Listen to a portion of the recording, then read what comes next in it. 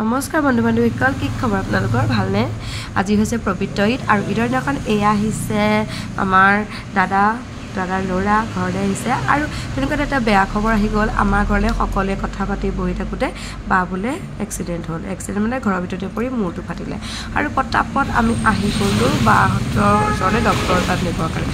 আহি এই সঞ্জীৱনীৰ গতি দেখিছেনে? গোটেই পানী তাত আমি ৰ'ব নোৱাৰি পটাপট গুচি গ'লোগৈ ক্ৰিষ্টেলত। যিহেতু বাৰ মূৰত 8টা চিলাই পৰিছে আৰু স্কেনিং এখন কৰিবলৈ ক'লে। এয়া ক্ৰিষ্টেলত এয়া বাক আনিলোঁ, আনি পেলাই তাতে অকণমান চিটি স্কেন কৰালে। পিছে বৰ্তমান একো প্ৰব্লেম নাই বুলি ক'লে, কিন্তু 8টা চিলাই পৰিছে। কি যে বেয়া দিন চাওকচোন।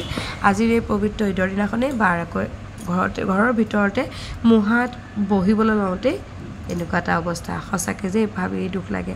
ঈদৰ দিনাখন এনেকুৱা হ'লে বৰ বেয়া লাগে মনটো।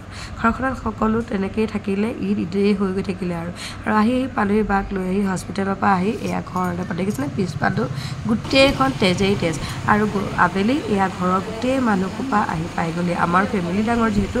আজি আছিলে এই সৰু মিনি ব্লগটো কেনেকুৱা পালে জানো।